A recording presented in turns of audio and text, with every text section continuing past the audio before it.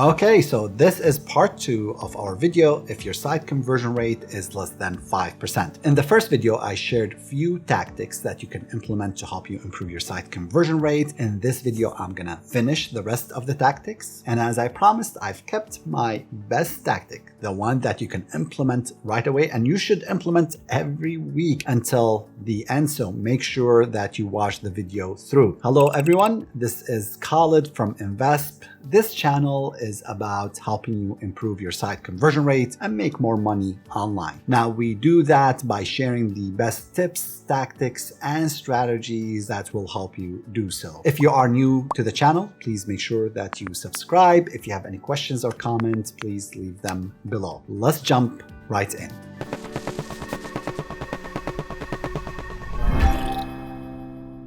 Number 4. Use heat maps to identify problem areas on different pages of your website. Heat maps been around for at least 15 years. There is software out there that allows you to create different heat maps for different pages on your website. One of the problems that I see many people do is they go in and they create heat maps for different product pages on your website. If some of those product pages are already getting 10,000 or 100,000 visitors, yes, it makes sense to create unique heat maps for those specific products. Most e-commerce websites don't fit that bill. So what you are better off doing is creating a heat map for all of your category pages, creating a different heat map for all of your products pages. You will be able to speed up the process of gathering data and looking at the user interaction across all the product pages and the user interaction across all the different category pages. Of course, I would have heat map for the home page, for the cart page, and for the different pages of the checkout. I also like to create separate heat maps for desktop and mobile visitors because those visitors come to our website with different mindset, looking for information in different ways. So it is a good practice to create separate heat maps for those device types. What do I look for when I'm looking at heat maps? I usually look at 3 different things: that clicks, scroll maps, and number 3, I look at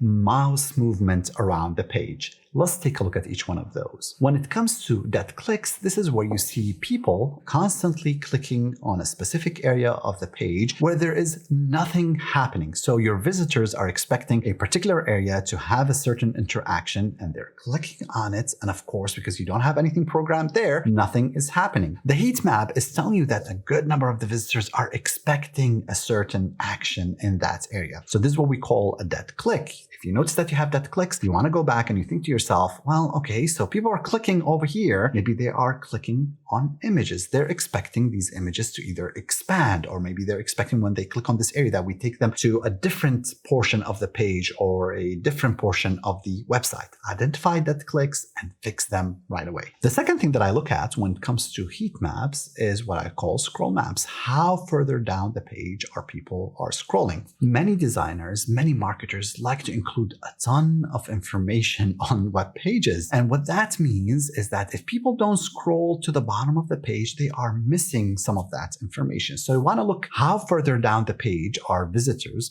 looking across the website. Is there important information in that portion of the page where people are missing that we think is very critical to persuading visitors to convert? And if there is, do we need to move that information above? If there isn't any important information on that portion of the page, then we might want to think about removing that information and making the page smaller and easier to navigate for people. The third thing that I look at is mouse movement around the page. You expect people to look at the page either in what we call a Z pattern or an E pattern. That's how we process pages, especially for sites that are written in the English language. If you notice that you have a problem when it comes to mouse movement around the page, you want to evaluate the page layout. Do we have information all over the place? Do we have multiple columns? Are people struggling to find the right information in the right place? So that can help you identify problem areas on the page. Number 5, watching session recordings on weekly basis. So session recording software records a visitor's interaction with your website from the moment they land on their website until they leave. The way it works, the minute somebody lands on your website and as they are moving, scrolling, clicking,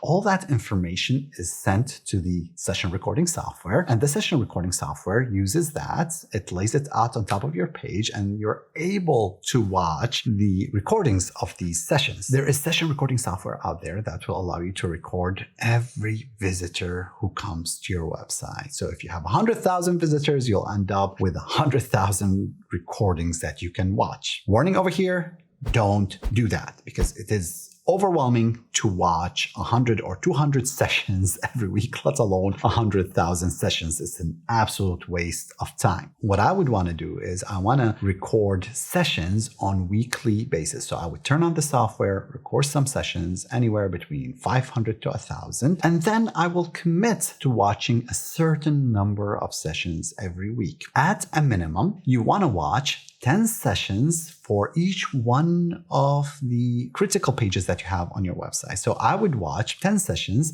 for visits that include the homepage, 10 sessions for visits that include the product pages, the category pages, the cart page, and the checkout. So at a minimum, I'm watching 50 different sessions in a particular week. This is a commitment. This is very important. There are certain things that you are looking for when you are watching those sessions. Mainly, I look for 3 different things. Number 1, I'm looking at those sessions to see if there are any obvious problems where people are getting errors on my page in a way that I did not expect. You'd be surprised on how many times we catch bugs on live servers, live production servers, by watching session recordings. Number 2, I'm watching sessions to see if visitors are scrolling up and down, highlighting different information on the page. What areas are they highlighting? Remember, you are watching the interaction of a single visitor in this case. But do you notice that as you are watching 10, maybe you want to do even more and you want to watch 20 or 30 of those session recordings for people coming to your product pages? Are you seeing them always highlight a particular area on the page? Are you always seeing them hover around the add to cart but never actually clicking on it? Are you seeing them hover around the images and expanding them or not expanding them? What are these sessions telling you is that there might be a problem on the page. The third thing that I'm looking for is I'm watching these session recordings. I'm looking for patterns, for consistent patterns that people have when they are interacting with my website. Do I see that there is a pattern where people go to a product page, they look at the product page, instead of clicking the add to cart, they go back to the category pages? If a single visitor does it, then, it could happen. But if you are seeing this consistently, then this might tell you that people are not finding enough information on the product page. There is missing information, and that is the reason people decide to leave your product pages and go back to the category pages looking for other products. Again, our goal over here is to identify possible problem areas, make fixes to our website, and watch whether that improves the behavior of visitors coming to our website or not.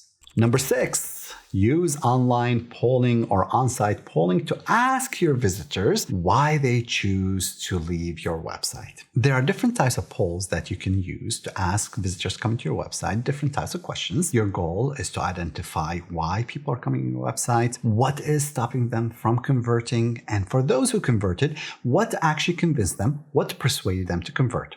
Let's focus on what I call barrier polls. In those types of polls, you're asking people who are about to leave your website, what is stopping you from converting? What could we have done better to actually get you to place an order on our website? Barrier polls are very powerful, but you must launch them in the right place. It would not make any sense to launch a barrier poll on your homepage. You want to launch those polls on your product pages, on your cart page, on your checkout. The further down a visitor is down the purchase funnel, the better the information that we'll get from them and understanding what stopped them from converting. My favorite pages to launch the polls on are the cart page and the checkout process. I only launch those barrier polls if a visitor is about to exit the website. So make sure that you're using a software that actually triggers as a visitor is about to leave the website, as they are scrolling up and they are about to close the window or about to type different address leaving your website. Gather that information, collect it, and start looking for consistent issues where people are struggling with your website and start making those fixes. Number 7, and my favorite tool to improve your site conversion rate, is what I call the weekly order. It sounds simple, but it's the most powerful tool that you can use to improve your site conversion rate. Commit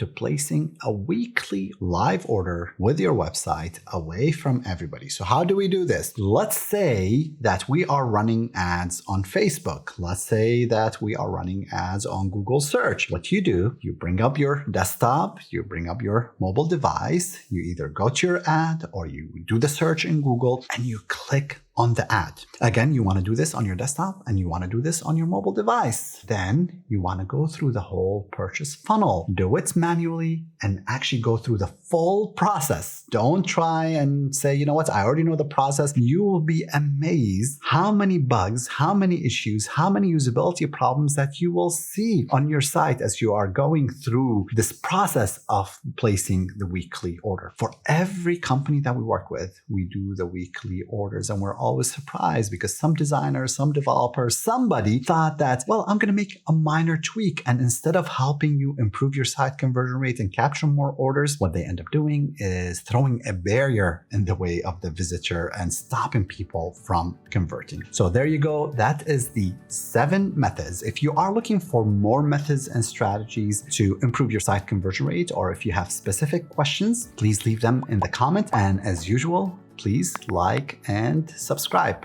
Until next time, happy testing.